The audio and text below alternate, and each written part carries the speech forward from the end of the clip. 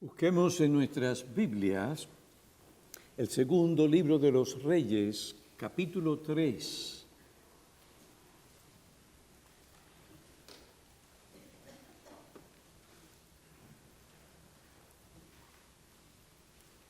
Vamos a leer los versículos 13 al 20. Entonces Eliseo dijo al rey de Israel: ¿qué tengo que ver contigo? Ve a los profetas de tu padre y a los profetas de tu madre. Y el rey de Israel le dijo: no, porque el Señor ha llamado a estos 3 reyes para entregarlos en manos de Moab. Y Eliseo dijo: vive el Señor de los ejércitos ante quien estoy, que si no fuera por respeto a la presencia de Josafat, rey de Judá, no te miraría ni te vería. Mas traedme ahora un tañedor. Y sucedió que mientras el tañedor tocaba, la mano del Señor vino sobre Eliseo. Y él dijo: así dice el Señor, haced en este valle muchas zanjas, pues así dice el Señor. No veréis viento, ni veréis lluvia, sin embargo, ese valle se llenará de agua, y beberéis vosotros y vuestros ganados y vuestras bestias. Aún esto es poco ante los ojos del Señor. También entregará en vuestras manos a los moabitas, y los destruiréis, toda ciudad fortificada y toda ciudad principal, y talaréis todo árbol bueno, cegaréis todas las fuentes de agua, y dañaréis con piedras todo terreno fértil. Y aconteció que por la mañana, a la hora de ofrecer el sacrificio, he aquí la salvación de Jehová. El agua vino por el camino de Edom, y la tierra se llenó de agua. Según el relato histórico del segundo libro de los Reyes, capítulo 3, Israel pasaba por una gran crisis al tratar de subyugar a los moabitas por su insurrección. El rey Jorán, el rey Josafat y el rey de Edom y sus ejércitos se vieron al punto de perecer en el desierto. Dirigidos por Josafat, anduvieron por la orilla del sur del Mar Muerto. Esta ruta requería una marcha de varios días a través del desierto. Pensaron que en esa época del año habría suficiente agua en los arroyos con la que podrían abastecerse ellos, sus ejércitos, sus ganados y sus bestias. Pero después de andar por 7 días sin encontrar agua, se atemorizaron. Comenzaron a entender el problema y en el lío en que estaban. Los ejércitos desfallecían de sed. Si los moabitas los atacaban en ese momento, los hallarían débiles, indefensos y desamparados. Serían presas fáciles que no podrían resistir su ataque. Los moabitas podrían destruirlos sin mucho esfuerzo. El comentarista describe esta situación de la siguiente manera: Jorán, quien había planeado la campaña, fue el primero en desesperarse. Se quejó diciendo que el Señor había reunido a los 3 ejércitos para entregarlos en las manos de los moabitas. De esa manera, este hombre reprochó al Señor por su dificultad. Se olvidó que la convocación a la batalla no había sido hecha por el Señor, sino por él mismo, el mismo Jorán. Probablemente la cooperación de Josafat lo había convencido de que esta campaña era conforme a la voluntad de Dios. Cuán poco conocía al Señor y cuán poco conocía cómo hallar fuerza en el Señor en el tiempo de la necesidad. En esa situación, Josafat, que era un rey piadoso, preguntó si había profeta del Señor para consultar al Señor por medio de él. Eliseo, el profeta del Señor, estaba en el campamento o cerca de aquel lugar. Los reyes descendieron a él. Después de Eliseo reprender a Joram, él buscó al Señor a favor de estos 3 reyes. Y la mano del Señor vino sobre Eliseo, y este hombre profetizó. Enseñó al pueblo qué tenía que hacer. Dio instrucciones específicas de lo que ellos tenían que hacer y cómo el Señor los libraría de aquella crisis y de los moabitas, sus enemigos. Más allá de lo que puede verse o lo que el ojo humano puede ver, tenemos que entender que detrás de esa crisis había un conflicto más intenso y espiritual entre la simiente de la serpiente y la simiente de la mujer.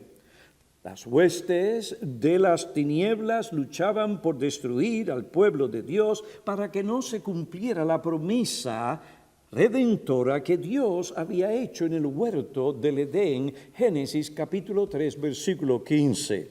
Pero Dios libraría a su pueblo. Ahora, la historia del Antiguo Testamento no solo debe ser estudiada desde la perspectiva del plan redentor de Dios, o desde la perspectiva de ese conflicto entre la simiente de la serpiente y la simiente de la mujer. La historia del Antiguo Testamento, si ha de producir en nosotros el efecto o si ha de cumplir el propósito de las Escrituras como se enseña en 2 Timoteo capítulo 3, versículos 16 y 17, la historia del Antiguo Testamento debe considerarse a la luz de lo que Pablo enseña en su primera epístola, escrita a los Corintios capítulo 10, versículo 11. Estas cosas le sucedieron a ellos como ejemplo y fueron escritas para nuestra enseñanza o para amonestarnos a nosotros. Es decir, las cosas que sucedieron al pueblo de Dios de antaño fueron escritas para enseñarnos a vivir por la fe en Dios, su palabra y sus promesas, para vivir según las demandas éticas y morales de la palabra de Dios. No simplemente para dar un cuento acerca de lo que Dios sucedió y el gran milagro que él hizo. No, hermanos, esto fue escrito para amonestarnos, para instruirnos, para darnos la verdad, a fin de que nosotros obedezcamos a Dios, no hagamos el mal y le sirvamos a Él. Y conozcamos la bendición de Él en nuestras vidas. Ahora, esto que estamos haciendo, de considerar las implicaciones y las demandas éticas y morales de la palabra de Dios, se debe a lo que la misma palabra de Dios quiere que nosotros hagamos, como ya acabo de leer. Esto fue escrito no simplemente para que los padres tuvieran una historia para dormir al niño. Esto fue escrito para amonestarnos, para enseñarnos. Esta perspectiva justifica el procedimiento que hemos seguido en el estudio del segundo libro de los Reyes, capítulo 3. Es decir, consideramos la historia bíblica, consideramos esta crisis en la que el pueblo de Dios estuvo. ¿Para qué? Para ver, sí, cómo Dios continúa cumpliendo sus propósitos en Cristo, para cumplir sus propósitos de salvación, pero también para ver cuáles son las demandas de esto en nuestras vidas.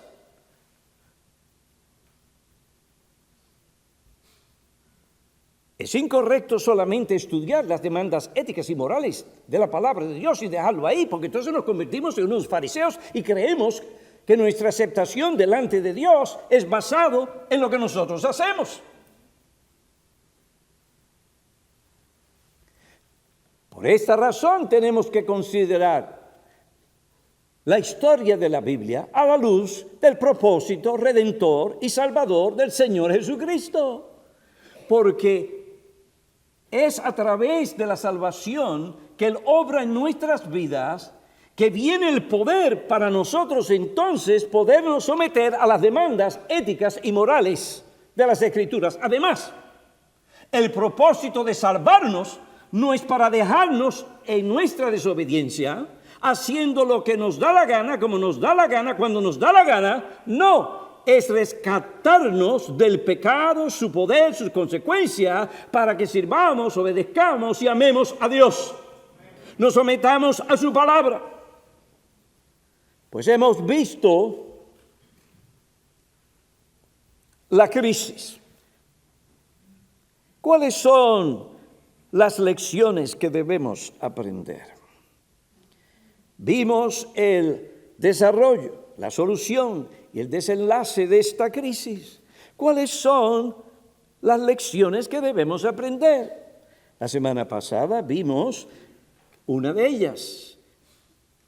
La primera, cuán maravillosa es la misericordia de Dios para pecadores indignos y mucho más para su pueblo. Dios, según su voluntad soberana, ayuda y socorre a los necesitados. Él alivia la miseria de sus criaturas caídas. Se inclina por su compasión a ayudar y a salvar a aquel que se encuentre en miseria. Todo esto nos llama ¿a qué? ¿Qué demandas hace de nosotros? A reconocer y apreciar y alabar a Dios por su misericordia.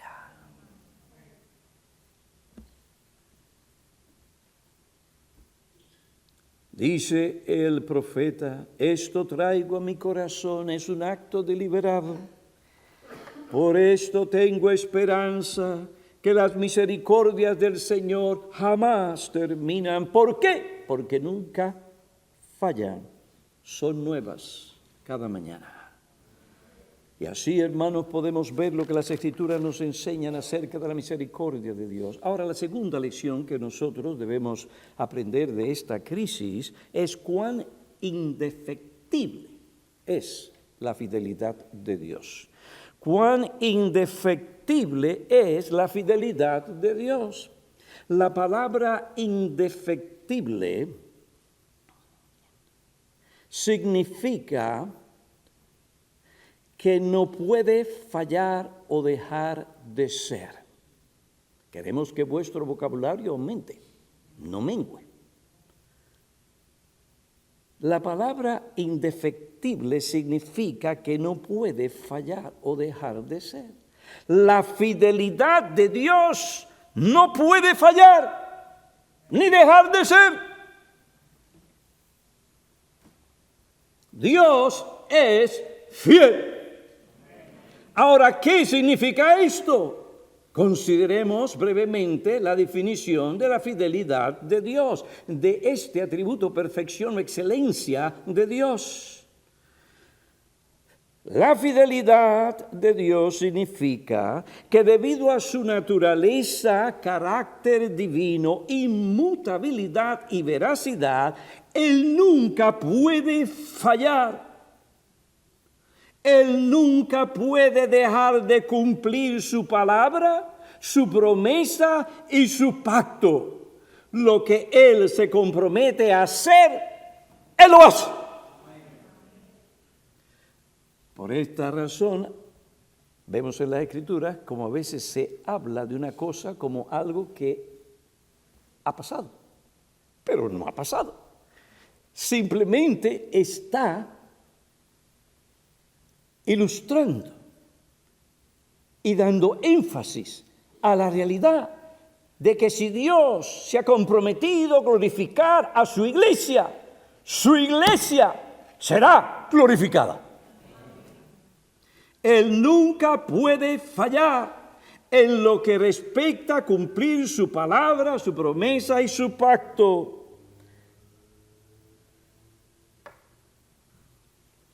Y Él puede hacer estas cosas porque en Él hay un poder omnipotente y soberano.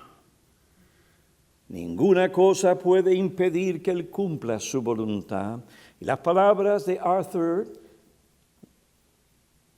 Pink son correctas y oportunas. Deuteronomio 7, versículo 9. Conoce pues que Jehová tu Dios es Dios fiel. Esta cualidad es esencial en su ser. Sin ella no sería Dios. Ser infiel sería obrar en contra de lo que Él es de su naturaleza, lo cual es imposible. La Biblia declara: si fuéramos infieles, Él permanece fiel. No se puede negar a sí mismo. La fidelidad inmutable de Dios está por encima de la comprensión finita. Todo lo concerniente a Dios es vasto, grande, incomparable. Él nunca olvida ni falta su palabra, nunca la pronuncia con vacilación, nunca renuncia a ella. El Señor se ha comprometido a cumplir con su promesa y profecía. Cada pacto establecido en cada amenaza se va a cumplir. ¿Por qué? Porque Dios no es hombre para que mienta, ni hijo de hombre para que se arrepienta. Él dijo y no hará, habló y no lo ejecutará. Por ello exclama el creyente: nunca decayeron sus misericordias, nuevas son cada mañana, grande es tu fidelidad. La liberación misericordiosa que Dios obró en aquella crisis a favor de aquellos reyes y sus ejércitos y sus animales nos muestra cuán indefectible es la misericordia de Dios. Pues hemos visto una definición de la fidelidad de Dios. Su fidelidad indefectible, no tiene defecto alguno. Ahora, ¿cómo se mostró la fidelidad de Dios? Pues voy a responder esa pregunta haciendo otra pregunta. ¿Quién es el héroe en esta crisis que tuvo el pueblo de Dios? ¿Joram? ¿El rey Joram? ¿Acaso fue este hombre oportunista, supersticioso, idólatra, impío, el héroe en esta crisis?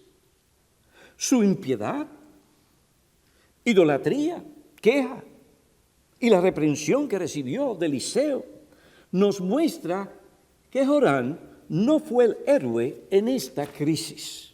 Por otra parte, aunque Josafat era un rey piadoso, su precipitación, su alianza o el yugo desigual que formó para ayudar al rey Joram, su falta de no haber consultado a Dios antes de emprender esta campaña militar, la forma en que puso en peligro la reforma religiosa que había comenzado en su reino, muestran que él tampoco fue el héroe de esta crisis.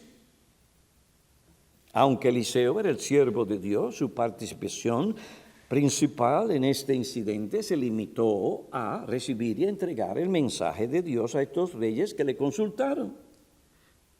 Él no fue el que libró al pueblo de la destrucción. El héroe en este suceso no fue Joram, no fue Josafat, no fue el rey de Edom, no fue Eliseo, sino el Señor. Jehová es su nombre. Yahvé, Él es el Dios del pacto. Él, por su fidelidad a su promesa y pacto, libró a Israel de perecer en el desierto o en manos de sus enemigos. Fue su mano poderosa y salvadora que vino sobre Eliseo para revelar su voluntad y su liberación. Jehová era el único que podía salvar a aquellos reyes, aquellos ejércitos y todo lo que ellos tenían.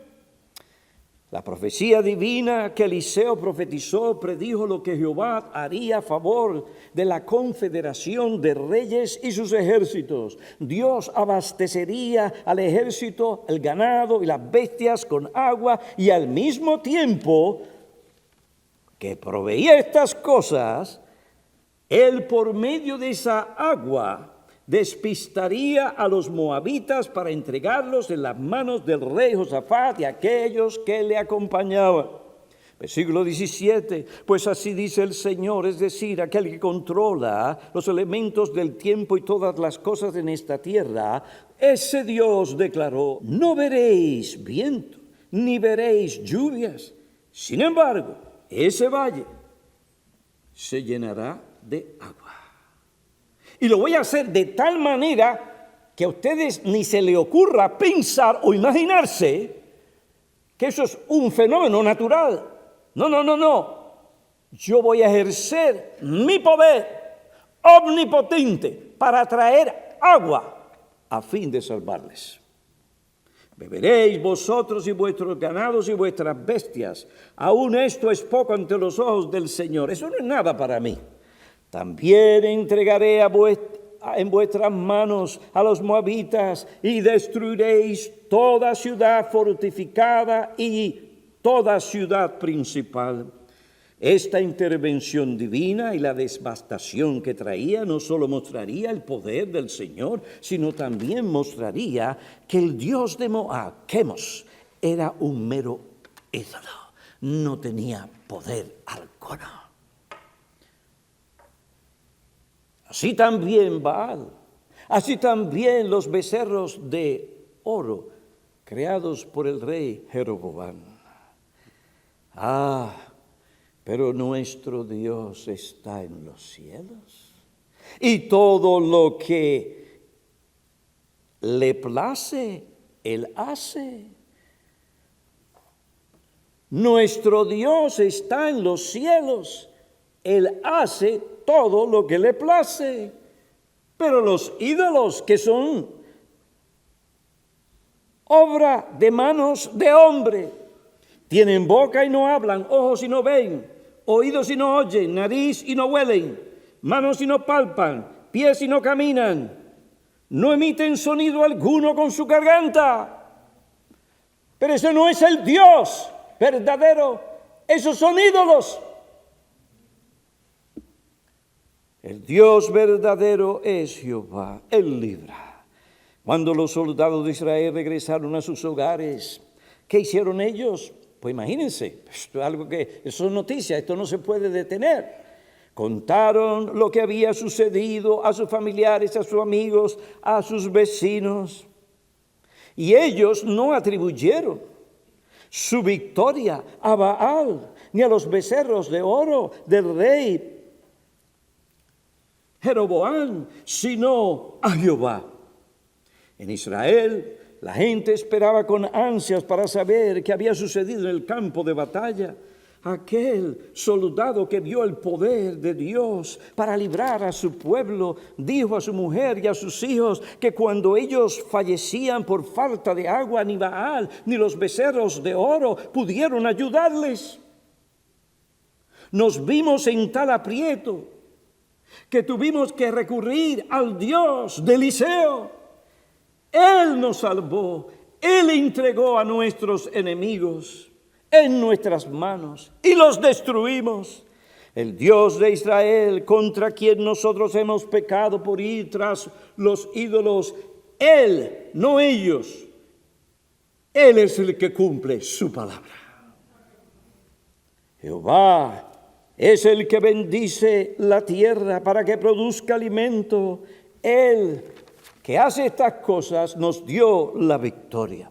Ahora, ¿qué fue lo que Dios mostró a toda la nación de Israel en ese entonces?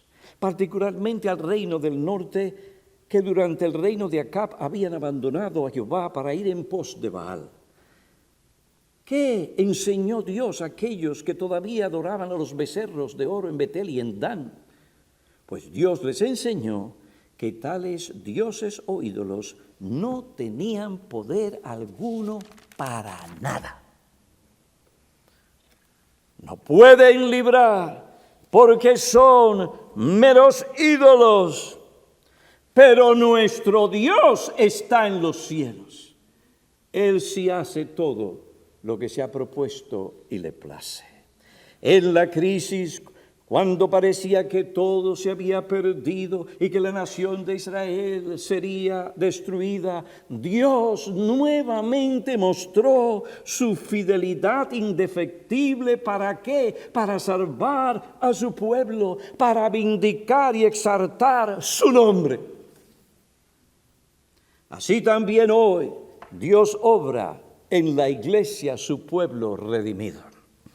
Hemos considerado lo que significa la fidelidad de Dios, cómo mostró en aquella crisis su fidelidad. Ahora, ¿cuáles son algunas de las implicaciones de la fidelidad de Dios en lo que respecta a nosotros, su iglesia? Pues teniendo en cuenta los tiempos difíciles, peligrosos, en que nosotros vivimos,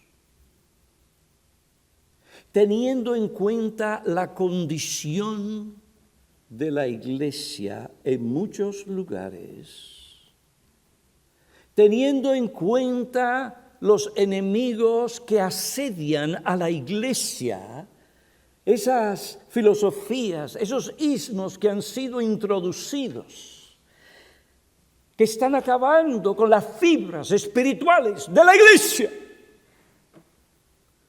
¿Cuál es el fundamento para pensar y esperar que la iglesia de Cristo continuará hasta que Él regrese? ¿Por qué debemos creer que la iglesia en última instancia triunfará a pesar de sus pecados, sus faltas, sus fracasos, sus divisiones, sus controversias y sus luchas? A pesar de los ataques de sus enemigos. La respuesta a estas preguntas es simple y llanamente la fidelidad indefectible del Dios que creó los cielos y la tierra. Por tanto, nuestra confianza, amada iglesia, no debe descansar en nuestros líderes, ni en nuestra capacidad para hacer esto, aquello o lo otro, ni en nuestros recursos como iglesia, ni en nuestros métodos, ni en nuestros números, ni en el brazo de la carne, sino en el poder y la fidelidad de Dios. El Señor Jesucristo dijo: yo edificaré mi iglesia. Y cuando Él hace esa promesa y profetiza, Él la respalda diciendo: y las puertas del infierno no prevalecerán contra ella. Y esto es así porque Él es fiel a sus promesas. Esto es así porque toda autoridad le ha sido dada en el cielo y en la tierra. Esto es así porque el Señor Jesucristo es el Dios encarnado. En Él hay todo poder. Él es el omnipotente. Nada ni nadie puede frustrar ni impedir que Él cumpla el plan que Él tiene para con su iglesia. Cuando hemos visto que ha venido un ataque fuerte contra nuestra iglesia a través de los años, ¿por qué estamos aquí? ¿Qué nos sostiene? ¿Qué nos ayuda a seguir proclamando la palabra de Dios? En bueno o mal tiempo, en tiempo de alegría o en tiempo de tristeza. Queridos hermanos, todo esto se debe en última instancia a la fidelidad indefectible de Dios, a su palabra, a sus promesas, a su evangelio y a su pacto. No hay otra forma de explicar esto o cualquier otro lugar donde hay una verdadera iglesia de Cristo. Yo edificaré mi iglesia y las puertas del Hades no prevalecerán contra ella. Esa es su promesa. El plan del Señor Jesucristo, el plan que se forjó en ese consejo intertrinitario en la eternidad. ¿Cuál es ese plan? Primero, ese plan se cumplirá. ¿Pero cuál es ese plan? El plan es que la multiforme, infinita sabiduría de Dios sea ahora dada a conocer por medio de la Iglesia a los principados y potestades en las regiones celestiales. Tal vez alguien pensaría, ¿cuál es el propósito? Mi salvación, voy a ir al cielo, qué bueno, esto, aquello, lo otro, tengo aquí a Dios para mí, sí. Pero eso no es lo más importante. En la salvación, en el plan redentor de Dios, forjado en la eternidad, lo más importante es que a través de la iglesia, lo que Dios en Cristo por su Espíritu hace en la iglesia y por medio de la iglesia, la multiforme, infinita sabiduría de Dios se ha dado a conocer por medio de la iglesia, ¿a quiénes? A los principados y potestades en las regiones celestes, al universo. Efesios capítulo 3, versículos 10 y 11. Esto nos enseña que la iglesia, en las palabras de William Hendrickson, no existe para sí misma, sino para manifestar la infinita variedad y el esplendor resplandeciente de la sabiduría de Dios que se despliega en múltiples formas en la salvación de las almas perdidas mediante la persona y la obra del Señor Jesucristo. Hermanos, piense, esto está escrito por el Espíritu de Dios. El plan de Dios para su iglesia no es que la iglesia tenga grandes recursos, que todo el mundo tenga una casa y tengan piscina y tengan 2 automóviles y que haya una buena cantidad de dinero allí en el banco. Y como muchos impíos o incrédulos dicen, después que uno tenga salud, eso es lo más importante. No, el plan de Dios para la iglesia es que por medio de ella se manifieste la multiforme sabiduría de Dios. ¿Qué es esto de la multiforme sabiduría de Dios? El término griego traducido multiforme en Efesios 3:10 aparece solo en este lugar del Nuevo Testamento. La idea es que la sabiduría de Dios es variada, rica, extraordinaria. Se manifiesta en múltiples o variadas formas. La sabiduría de Dios, tanto en la historia humana como en la historia de la redención del hombre, se manifiesta en incontables formas. Su manifestación más gloriosa se ve en el ámbito de la salvación de hombres y mujeres que estando muertos en sus delitos y pecados, Dios mediante Cristo por su fidelidad a su promesa y a su pacto, les da vida, salvación del pecado y de las consecuencias del mismo.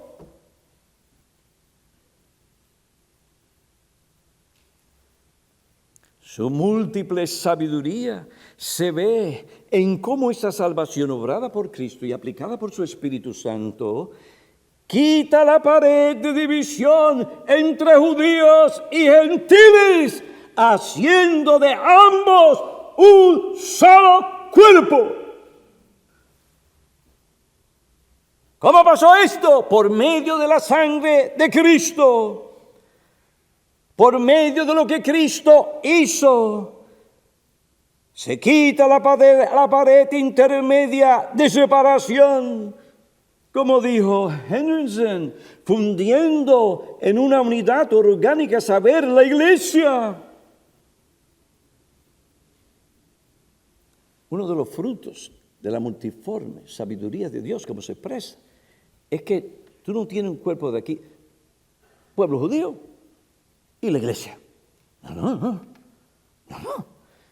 Tú tienes que interpretar la Biblia según el Nuevo Testamento, que es lo que da luz hacia atrás. Cuídate, porque esto es importantísimo. Aquí había una división.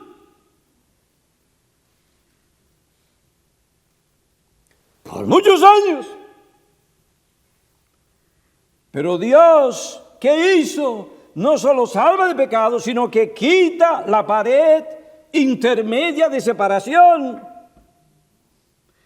Y el Señor dijo, y otras ovejas tengo que traer, ¿a dónde? A este redil, es decir, a ese redil de remanente fiel en Israel. Y serán un solo rebaño, un solo pastor. La multiforme sabiduría de Dios. No dividas lo que Dios unió, porque vas a llegar a conclusiones incorrectas en la interpretación de la Biblia, el plan de Dios. Aún más vas a opacar el esplendor resplandeciente de su multiforme sabiduría.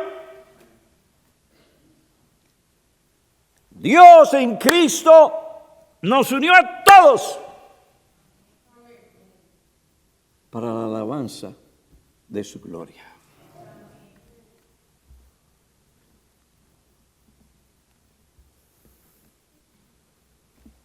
Ahora, esto que Dios ha hecho en Cristo es para salvar a su pueblo. Esto que el Señor hizo para salvar a su pueblo y las diversas formas en que Él usó y las diferentes formas que Él usó para lograrlo se dan a conocer por medio de la iglesia. ¿A quiénes? A las potestades y a los principados en las regiones celestiales. Ángeles, he aquí esta hermosa obra.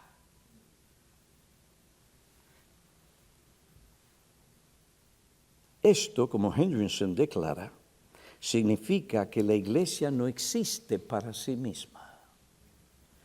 Existe para Dios y para su gloria. La perspectiva apostólica es teocéntrica, no hombrecéntrica. Hoy en día se piensa que la iglesia existe para complacer el deseo de los hombres, para entretenerlos y otras cosas. ¿Qué plan hay allí? ¿Qué programa hay aquí? Para mis hijos, para este, aquello y lo otro. No. La iglesia no existe para sí misma, existe para Dios, para su gloria. De manera que cuando los ángeles en los cielos observan las obras y la sabiduría de Dios manifestadas en la iglesia, aumentan su conocimiento acerca de Dios, a quien adoran regocijándose y glorificándole. Un conocimiento de este tipo debe llevarnos y lleva a los ángeles a adorar, a regocijarse, a adorar a Dios, a glorificarle. La iglesia, como la obra maestra de Dios, refleja sus excelencias, su gloria, su gracia, misericordia, soberanía, omnipotencia, justicia, santidad y fidelidad. Todo esto redunda en alabanza de Dios por medio de los ángeles y por su pueblo redimido. Es en este sentido que el apóstol prorrumpe en una de estas doxologías que se encuentran en el Nuevo Testamento en Efesios capítulo 3, versículo 21. A Él sea la gloria. ¿Dónde? En la iglesia. Es decir, que se manifieste la gloria de su poder salvífico en Cristo, el poder de su Espíritu en la iglesia. A Él sea la gloria en la iglesia en Cristo Jesús. ¿Por cuánto tiempo? La iglesia no es un pensamiento que le llegó después a Dios. No. Era lo que Él tenía en mente desde antes de la fundación del mundo. ¿Para qué? A Él sea la gloria en la iglesia y en Cristo Jesús, por todas las generaciones, por los siglos de los siglos. Amén. El propósito de Dios de que la iglesia manifieste su multiforme sabiduría y así glorifique a Dios, nunca podrá ser frustrado. El propósito, plan o determinación divina no solo redunda para la gloria de Dios, es su sabiduría. Miren cómo se manifiesta. No solo redunda para la gloria de Dios, sino que al mismo tiempo busca y logra nuestro mayor bien. La salvación eterna de nuestras almas, nuestra comunión individual y colectiva con Dios, que un gusano como yo o como tú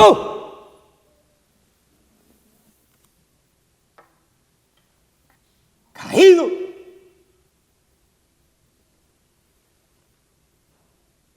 pecaminoso,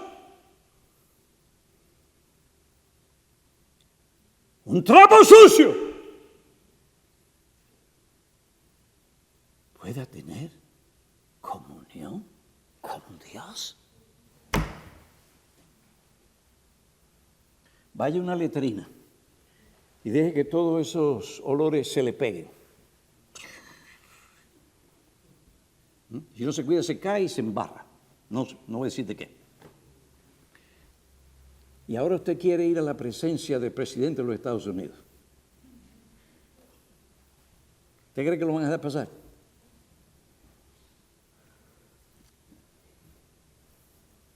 Nosotros apestamos más que ese individuo, pero en Cristo tenemos el perdón de pecados, limpieza de toda maldad. En Él somos aroma agradable. Y por medio de Él, aleluya, tenemos comunión con Dios. Amén. ¡Qué privilegios! Salvación eterna, comunión con Dios, acceso ante su presencia. Recibimos adopción de hijos, su cuidado paterno y pastoral. Tenemos la presencia iluminadora y santificadora del Espíritu Santo. Tenemos una herencia eterna incorruptible en los cielos. Salvación de la ira de Dios en el infierno. Todo esto y más revela la anchura, la longitud, la altura y la profundidad del amor de Cristo para nosotros, que sobrepasa todo entendimiento, pero también manifiesta la fidelidad indefectible de Dios. La fidelidad de Dios mostrada en Israel fortaleció la fe del remanente piadoso, animó sus corazones que estaban quebrantados y decaídos por la incredulidad, la idolatría, la apostasía en Israel. Ahora, si miramos la condición de la iglesia en general hoy, vemos que hay cosas que quebrantan el corazón. La idolatría en sus nuevas formas se ha introducido sutilmente en el seno de la iglesia. El Dios entretenimiento a quien nuestra generación sirve es el Dios que se le rinde culto en un buen número de iglesias. El pueblo quiere ser entretenido y el afán por complacerlo obliga a los líderes eclesiales a introducir prácticas en el culto que no honran a Dios ni benefician a la iglesia. Al contrario, poco a poco, en esa alegría, en esa euforia, en esto, aquello y lo otro, en ese bailar, en ese son en que están muchos, se está consumiendo las fibras espirituales, el celo por Dios, su gloria y su verdad. ¿Y qué tenemos?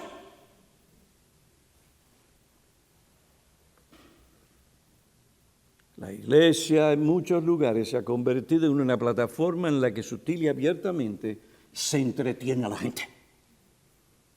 La música, los cánticos, los ministerios, supuestos ministerios, las actividades sociales han tomado un lugar preeminente que no les corresponde. Alguien escribió, el doctor MacArthur lamenta lo que está pasando en muchas iglesias, como himnos han sido sustituidos por coros que no tienen enseñanza y cosas sentimentales que no instruyen, que no enseñan. No podemos ser indiferentes a lo que nuestra gente canta o quiere cantar. La música es algo que ellos se llevan de la iglesia y continúan cantando, y lo que están cantando no es bíblico. Imagínense lo que eso va a hacer en el corazón y la vida de esas personas. Proviene el lobo de la presión y no puede resistir la tentación. Tenemos que imitar a los demás. Si no lo hacemos, no vamos a prosperar. No seremos relevantes. No tendremos muchos números. A algunos se les ha olvidado que la manera del Señor evangelizar y llevar el evangelio y hacer su obra no es siendo relevantes, sino distintos. La mundanalidad abunda en la iglesia, se descuida el cultivo de la piedad y la comunión con Dios, se busca una iglesia que ofrezca y promueva un cristianismo fácil, conveniente, cómodo y pragmático, que no cueste mucho, que no demande mucho. Tener en la iglesia 2 o 3 cultos o tener que ir a la iglesia el domingo 2 o 3 veces, eso es demasiado, es insensible. ¿Cuánto podríamos nosotros hacer en ese tiempo? Un momento. Nada de eso de insensible ni de opresor. Cuantas veces sea, es un privilegio muy beneficioso y necesario para nuestras almas, para aprender a glorificar a Dios en la sociedad infestada, corrupta en que vivimos. Con un bombardeo atroz.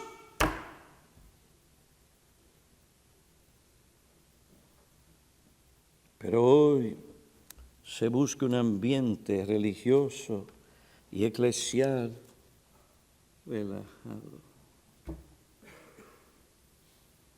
No se debe juzgar a nadie por sus convicciones, por su vestimenta o por su comportamiento. Tampoco se busca la predicación bíblica dirigida a la conciencia y al corazón.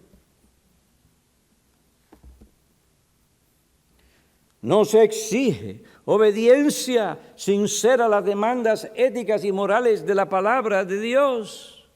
Sí, tú lo puedes decir, pero no es solamente suficiente que lo digas. Tienes que vivir de tal manera que cuando tú predicas, la gente ve que estás en serio y que eso mismo es.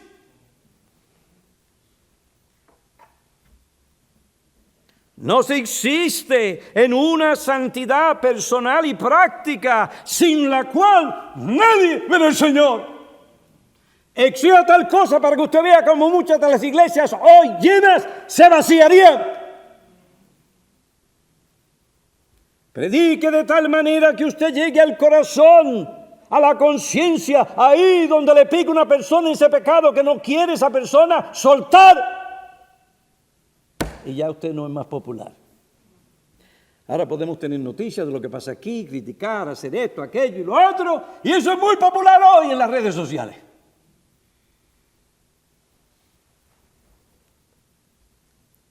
Pero háblame de esto: santidad personal, eclesial y práctica, sin la cual nadie verá al Señor.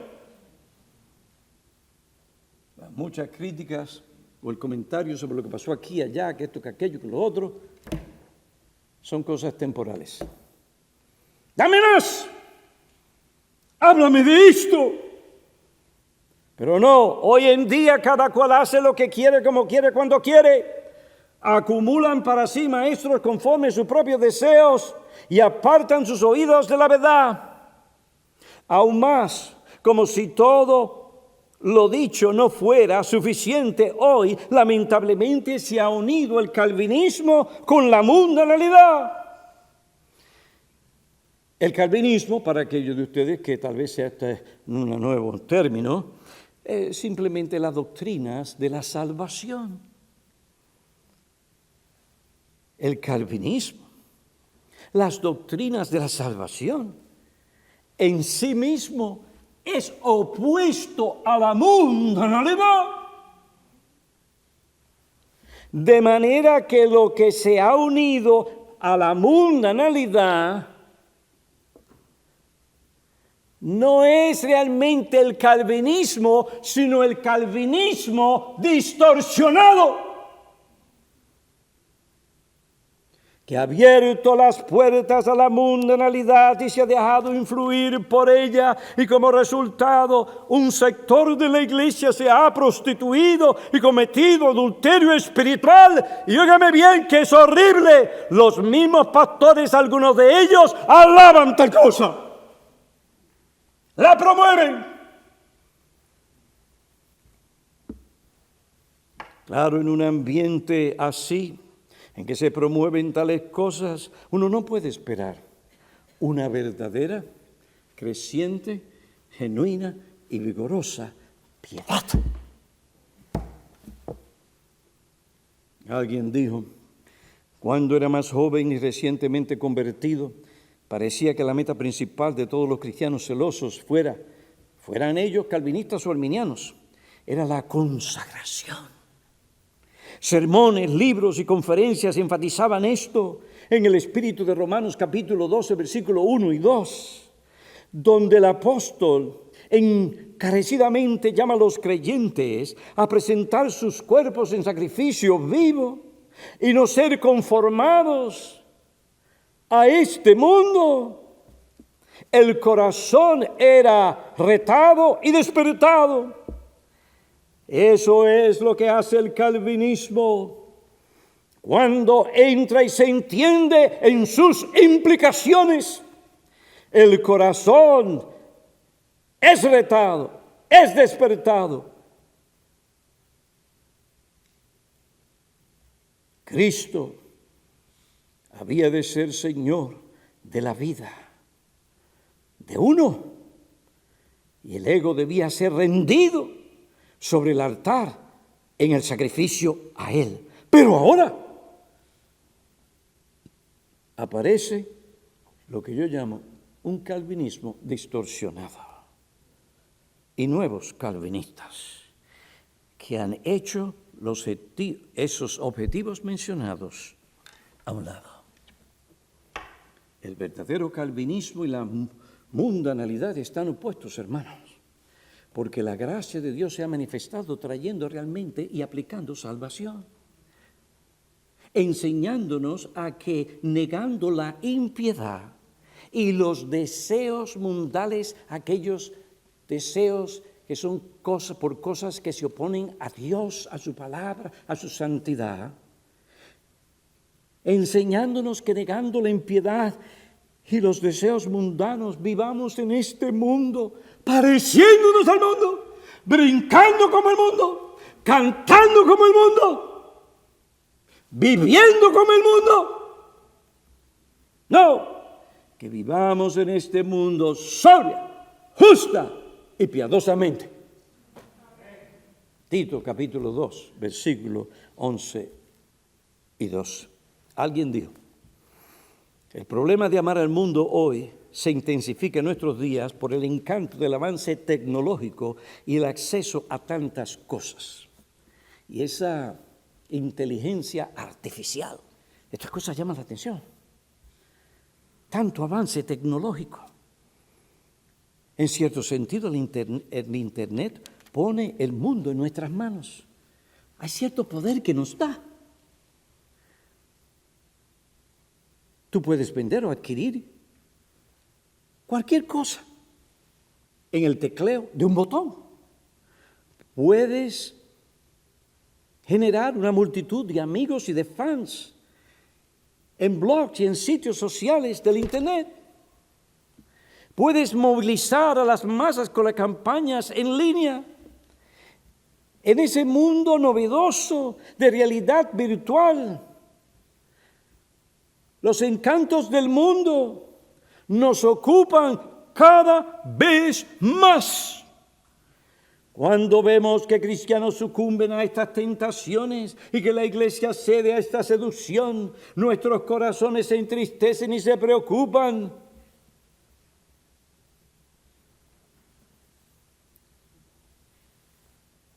Y nos preguntamos, ¿qué será de la iglesia?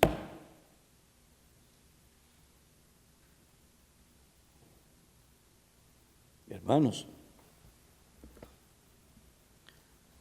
todas estas cosas nos deben de llevar a meditar, a pensar y a agarrarnos por la fe de la fidelidad de Dios.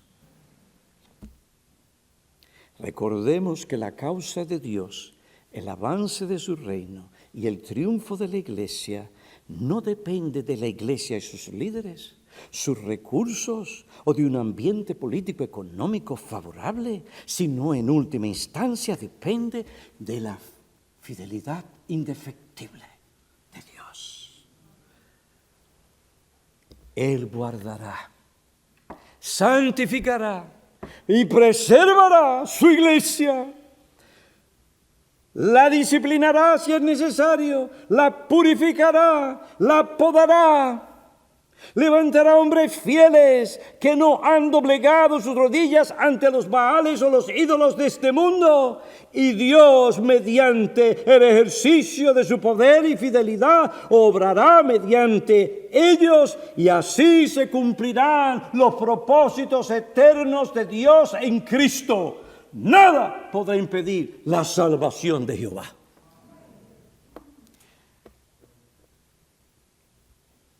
Por las misericordias de Jehová no hemos sido consumidos, porque nunca decayeron. ¿Y a qué se debe todo esto? Grande es tu fidelidad. Bueno, voy a aterrizar este avión. Jorán era un hombre que no se apartó de los pecados de Jeroboam. La apostasía, la idolatría, la impiedad, el paganismo abundaban en su reino. En una situación así, lo único que podemos esperar es el juicio de Dios. Sin embargo, en un tiempo en que el pecado abundaba, resplandeció la fidelidad indefectible de Dios a su palabra, a su promesa, a su pacto. ¿Qué seguridad tenemos de que todo el propósito de Dios se cumplirá? Que la iglesia será santificada, que Cristo presentará a la iglesia inmaculada, perfecta, a sí misma, que la iglesia recibirá todas las bendiciones prometidas. Hermano, hermana, la respuesta es la fidelidad indefectible de Dios. Su poder omnipotente y soberano le capacita para ser fiel a su palabra, a sus promesas y a su pacto. Y aquel que es poderoso para hacer todo mucho más de lo que pedimos o pensamos según el poder que obra en nosotros. Es por eso que Él puede ser fiel, porque Él es poderoso para hacer todo y mucho más. El Señor Jesucristo, el Dios hombre, presentará a sí mismo una iglesia en toda su gloria, sin que tenga mancha, ni arruga, ni cosa semejante, sino inmaculada y pura. Es oportuno y edificante recordar las palabras de Pink sobre la fidelidad de Dios. Dios es veraz. Su palabra, su promesa es segura. Dios es fiel. En Él el hombre puede confiar. Nadie ha confiado en Él en vano. Esta verdad que aparece en cualquier lugar de las Escrituras es necesario porque nosotros la necesitamos. Necesitamos una y otra vez que se nos recuerde por nuestra debilidad y propensidad hacia el pecado, o a desviarnos, o a dudar de la bondad y el amor de Dios para con nosotros, especialmente en la angustia, la dificultad. Es necesario que se hable de la fidelidad de Dios. Necesitamos saber que la fidelidad de Dios es parte esencial de su carácter. Es fácil afirmar esta verdad como un concepto revelado cuando todo marcha bien en nuestras vidas, pero otra cosa muy distinta es obrar y comportarnos de acuerdo a ella cuando tú estás en un hospital por 4 o 5 días, con dolores en todo tu cuerpo, con peligro a perder ciertas capacidades.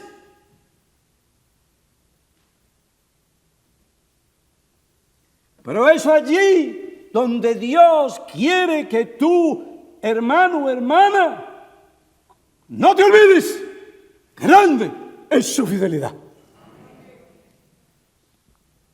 Hermano, ¿esperas en realidad que Dios haga por ti lo que Él ha dicho en su palabra? Hay épocas de la vida cuando no es fácil creer que Dios es fiel. La fe es probada.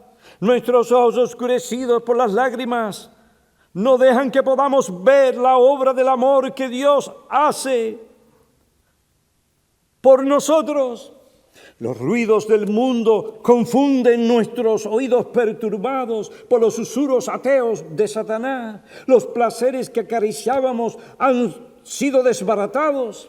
Algunos amigos en los que confiamos nos han abandonado. Alguien que profesaba ser nuestro hermano en Cristo nos ha traicionado. Eso es Pink quien está escribiendo esto.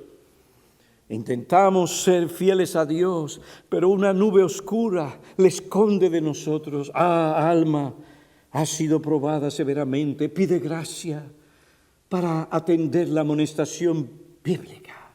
Isaías 50:10. ¿Quién hay entre vosotros que tema al Señor, que oiga la voz de su siervo, que ande en tinieblas y no tenga luz? Confíe en el nombre del Señor y apóyese en su Dios. Hermano, aunque no puedas armonizar el proceder misterioso de Dios con las declaraciones de su amor en las Escrituras, espera en Él y pídele más luz. Él te lo mostrará a su debido tiempo. Lo que yo hago, tú no lo entiendes ahora, mas lo entenderás después. Los resultados te mostrarán que Dios no ha olvidado ni defraudado a los suyos. Empero Jehová esperará para tener piedad de vosotros y por lo tanto será ensalzado, teniendo de vosotros misericordia, porque Jehová es Dios de juicio. Bienaventurados todos los que esperan en Él. Isaías 30:18. Estando convencido de esto, que aquel que comenzó la buena obra en nosotros la terminará. Mira tus pruebas, tu dolor, tus aflicciones de esta manera y podrás calmar tu corazón y regocijarte. Pues vimos la lección, definimos la fidelidad de Dios, mostramos cómo se mostró en el relato bíblico y después sus implicaciones y demandas en lo que respecta a nuestra vida. Mi amigo incrédulo, porque Dios es fiel a su palabra, a su promesa, tú puedes confiar en Él para la salvación de tu alma. Hay una experiencia que te espera. Oye bien, hay una experiencia que vas a pasar. Se llama la muerte. Entonces, ¿qué? ¿En quién confías? Para la salvación de tu alma inmortal. Porque Dios demuestra su amor para con nosotros en que siendo nosotros pecadores, Cristo murió por nosotros para que no tengamos que enfrentar la muerte solos. Para que no tengamos que enfrentar la muerte solos y tengamos la garantía que tiene el pastor Martín cuando le visité los otros días, ausentes del cuerpo, presentes con Cristo. Esa es su esperanza, es la tuya. Espero que la tenga. La puedes tener por Cristo, por la fe y el arrepentimiento. Esa es nuestra confianza debido a la fidelidad indefectible de Dios. Oremos.